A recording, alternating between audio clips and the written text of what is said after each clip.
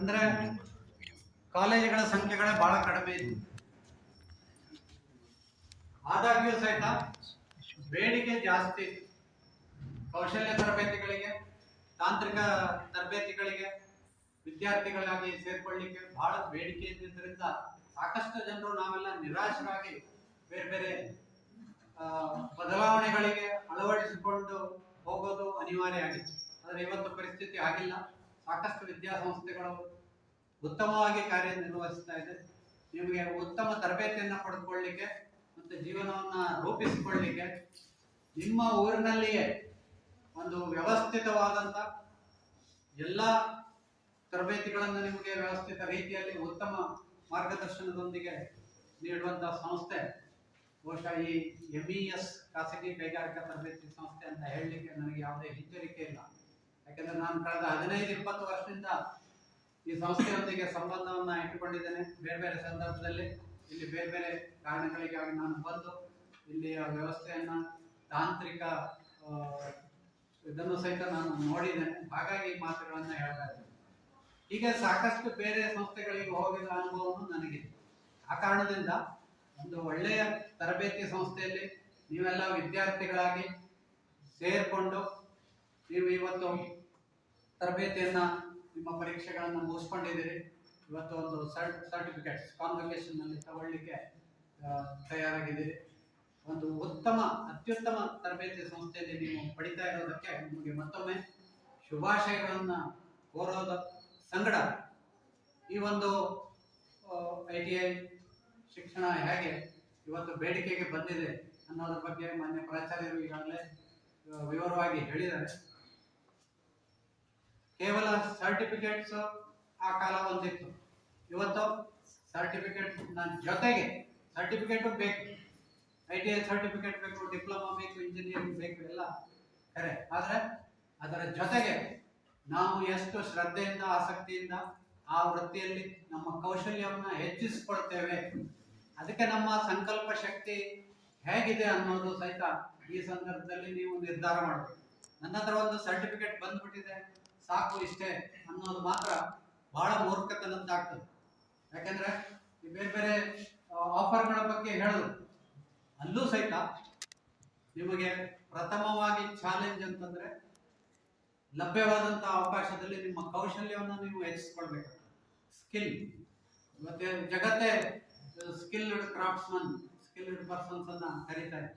ಹಾಗಾಗಿ ಏನೋ ಒಂದು 2 ವರ್ಷ 3 ವರ್ಷ ಸ್ವಲ್ಪ ತೊಂದರೆ ಆದರೂ ಸಹಿತ ನೀವು ಕೌಶಲ್ಯವನ್ನ ಅಲ್ಲಿ ಸಂಕಲ್ಪ ಶಕ್ತಿಯಿಂದ ಹೆಚ್ಚಿಸ್ಕೊಳ್ರಿ.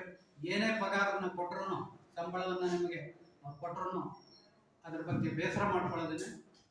ಒಂದೇ ಮನಸ್ಸಿನಿಂದ ನೀವು ಸ್ವಂತ ಕಾಲ ಮೇಲೆ ನಿಂತ್ಕೋಬೇಕು. ದೇಶಕ್ಕಾಗ್ಲಿ, ನಿಮ್ಮ ಕುಟುಂಬಕ್ಕಾಗ್ಲಿ, ಸಮಾಜಕ್ಕಾಗ್ಲಿ ಯಾವುದೇ ರೀತಿಯಿಂದ ನೀವು ಬರ್ಡನ್ ಆಗಬಾರ್ದು.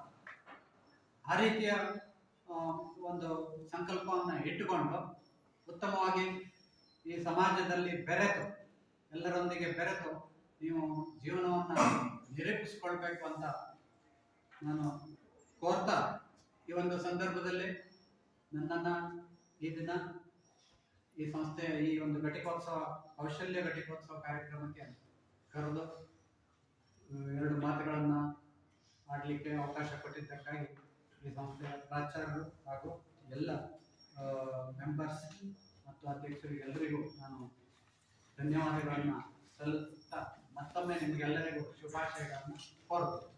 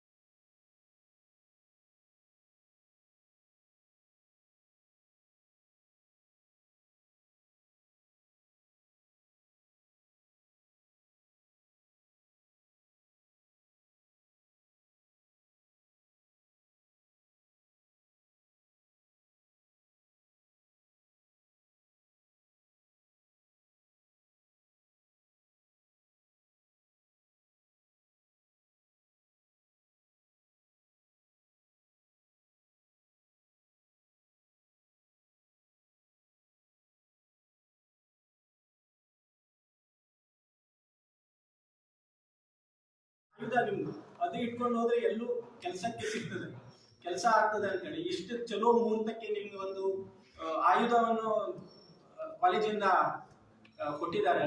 ಅದನ್ನು ಒಳ್ಳೆಯ ರೀತಿಯಲ್ಲಿ ಒಳ್ಳೆಯ ನಿಮ್ಮ ಜೀವನದಲ್ಲಿ ಅದು ಒಳ್ಳೇದಾಗ್ಲಿ ಅಂತ ಹೇಳ್ಕೊಳ್ತೇನೆ. ಮತ್ತೆ ಇವತ್ತು ನಿಮ್ಮ ಶಾಲೆ ಕಾಲೇಜಿಗೆ ಬಂದಾಗ ಸರ್ ಹೇಳಿದ್ರು, ಎಲ್ಲ ಮಕ್ಕಳು ಬಂದು ಎಲ್ಲ ಕಾಲೇಜ್ ಕ್ಲೀನ್ ಮಾಡಿ ಎಲ್ಲ ಶೃಂಗಾರ ಮಾಡಿ ಎಲ್ಲ ಕ್ಲೀನ್ ಇದು ಮಾಡಿದ್ದಾರೆ ಅಂತ ಹೇಳಿ. ಅದಕ್ಕೂ ಆ ನಿಮ್ಮ ಜೀವನವೂ ಕೂಡ ಅದೇ ರೀತಿ ಶೃಂಗಾರ ಆಗಿ ಒಳ್ಳೆಯ ರೀತಿಯಲ್ಲಿ ಆಗ್ಲಿ ಅಂತ ನಾನು ಇವತ್ತಿನ ದಿನಕ್ಕೆ ಹಾರೈಸ್ತೇನೆ. ಈಗ ನಾವು ಈಗ ಯಾವಾಗಲೂ ಇಲ್ಲಿ ಮೀಟಿಂಗಿಗೆ ಬಂದಾಗ ಇಲ್ಲಿ ಇದೇ ಡಿಸ್ಕಸ್ ಮಾಡ್ತೇವೆ, ಎಷ್ಟು ಜನ ಸ್ಟೂಡೆಂಟ್ ಕಾಲೇಜಿಗೆ ಬರ್ತಾ ಇದ್ದಾರೆ, ಎಷ್ಟು ಜನ ಕಲಿತಾ ಇದ್ದಾರೆ, ಎಷ್ಟು ಜನರಿಗೆ ಜಾಬ್ ಸಿಕ್ಕಿದೆ, ಎಷ್ಟು ಇಂಟರ್ವ್ಯೂ ಏನಾಗಿದೆ ಅಂತ ನಾವು ಅದರಲ್ಲೇ ಯಾಕಂದ್ರೆ ನಮ್ಮ ಮಕ್ಕಳು ಮುಂದೆ ಒಳ್ಳೆ ಇದಾಗ್ಲಿ ಅಂತ ಹೇಳ್ಕೊಂಡು ಒಳ್ಳೆ ಎಜುಕೇಶನ್ ಆಗ್ಲಿ ಎಲ್ಲೇ ಅಂತ ಹೇಳ್ಕೊಂಡಿದ್ರು. ಆದ್ರೆ ಈಗಿನ ಇಂಜಿನಿಯರಿಂಗ್ ಇಂದು ಈಗ ಸರ್ ಒಂದು ಮಾತು ಹೇಳಿದ್ರು, ಈಗ ಮಾತಾಡ್ಬೇಕಿದ್ರೆ ಎಲ್ಲೂ ಸಲ್ಲದವರು ಇಲ್ಲಿ ಅಂತ ಹೇಳಿ ನಿಮ್ಮ ಮನಸ್ಸಲ್ಲಿ ಒಂದು ಇರಬಹುದು ಅಂತ ಹೇಳಿ ಒಂದು ಮಾತು ಹೇಳಿದ್ರು.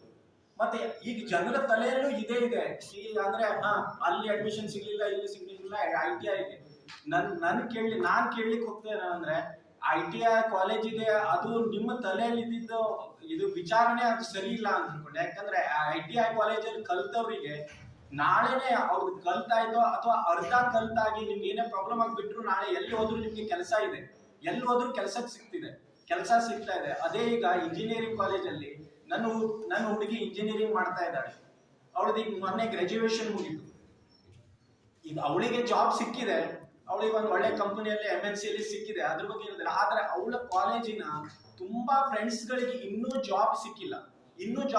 ಅವ್ರು ಇಷ್ಟು ವರ್ಷ 3 ವರ್ಷ ಇಂಜಿನಿಯರಿಂಗ್ ಮಾಡಿ ಇದು ಮಾಡಿ ಇನ್ನೂ ಅವ್ರೀಗ ಬ್ಯಾಂಗ್ಳೂರಲ್ಲಿ ಒಂದು ರೂಮ್ ತೆಗೆದುಕೊಂಡು ದಿನ ಯಾವ್ದಾದ್ರು ಒಂದು ಕಂಪನಿಗೆ ಯಾವ್ದಾದ್ರು ಇದಕ್ಕೆ ಅಲೆದಾಡ್ತಾ ಇದ್ದಾರೆ, ಜಾಬ್ ಸರ್ಟಿಫಿಕೇಟ್ ಹಿಡ್ಕೊಂಡು ಅಂತ ಸಿಗ್ಲಿಲ್ಲ. ಆದ್ರೆ ನಾನೀಗ ಇಷ್ಟು ಖುಷಿ ಆಯ್ತು ನಂಗೆ ನೋಡಿದ್ರೆ, ಅಂದ್ರೆ ಈ ನಮ್ಮ ITI ಕಾಲೇಜಿನ ಮಕ್ಕಳಿಗೆ ಕಂಪನಿಯವ್ರು ಬಂದೆ ಇಲ್ಲಿ ಒಂದು ಸರ್ಟಿಫಿಕೇಟ್ ಕೊಡ್ತಾರೆ, ನೀವು ಬರ್ರಿ ನಾನ್ ಕೆಲಸ ಕೊಡ್ತೇನೆ ಅಂದ್ರೆ ಇಲ್ಲಿ ಇಷ್ಟು ಇದು ನನ್ ನೋಡಿ ತುಂಬಾ ಖುಷಿ ಆಯ್ತು.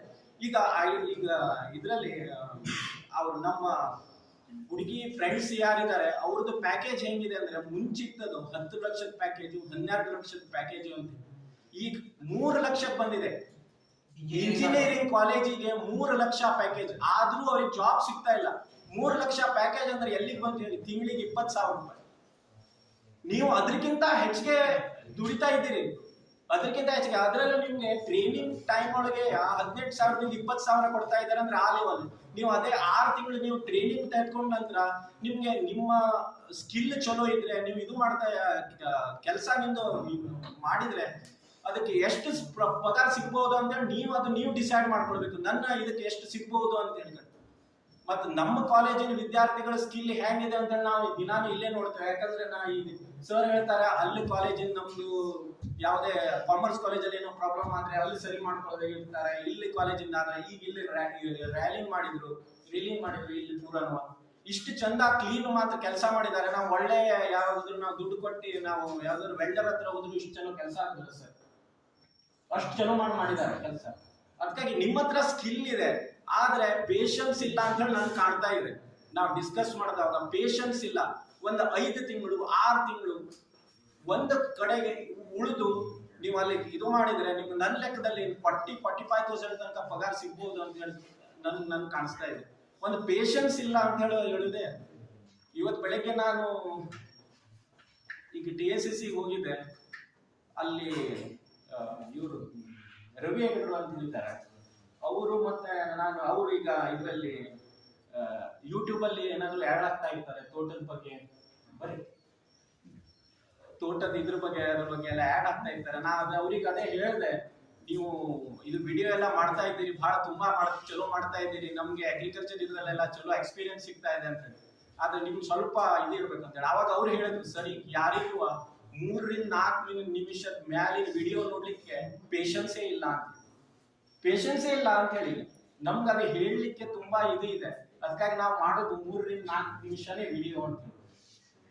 ಅದಕ್ಕಾಗಿ ಹೇಳ್ತಾ ಇದ್ದೇನೆ, ಸ್ವಲ್ಪ ನಾವು ನಮ್ ಪೇಷನ್ಸ್ ಇಟ್ಕೊಂಡು ನಾವು ಒಂದು 5 ತಿಂಗಳು 6 ತಿಂಗಳು ಕೆಲಸ ಮಾಡಿದ್ರೆ ನಿಮ್ಗೆ ಮತ್ತೆ ನಾಲೆಜ್ ಸಿಗ್ತದೆ. ಅದ್ರ ನಂತರ ನನ್ ತಿಳಿದ ಮಟ್ಟಿಗೆ ಈ ದುಬೈ ಈ ಸೈಡ್ ಅಲ್ಲ ITI ಕಲ್ತವರಿಗೆ ತುಂಬಾ ಒಳ್ಳೆ ಆಪರ್ಚುನಿಟೀಸ್ ಇದೆ. ನಿಮ್ಗೆ ಕಾಂಟ್ಯಾಕ್ಟ್ಸ್ ಇದ್ರೆ ಒಳ್ಳೆ ಆಪರ್ಚುನಿಟೀಸ್ ಇದೆ.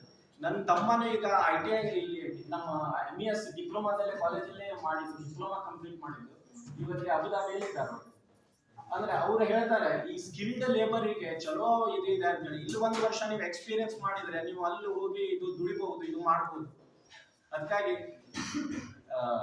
ಸ್ವಲ್ಪ ಸಹನೆಯಿಂದ ನಾವು ನಮ್ಮ ಸ್ಕಿಲ್ ಅನ್ನು ಯೂಸ್ ಮಾಡ್ಕೊಂಡು ಒಂದು ಇದು ಮಾಡಿದ್ರೆ ಒಳ್ಳೆ ನೀವು ನಾಗರಿಕರಾಗಬಹುದು. ಮತ್ತೆ ನಿಮ್ದು ತಂದೆ ತಾಯಿಗಳಿಗೆ ನೀವು ಒಂದು ಇದಾಗಬಹುದು ಅಂತ ಹೇಳಿ ಹೇಳ್ಕೊಳ್ತಾ ನಂಗೆ ಮಾತಾಡ್ಲಿಕ್ಕೆ ಒಂದು ಕೊಟ್ಟಿದ್ದಕ್ಕೆ 2 ಮಿನಿಟ್ ಧನ್ಯವಾದ ಎಲ್ಲರಿಗೂ.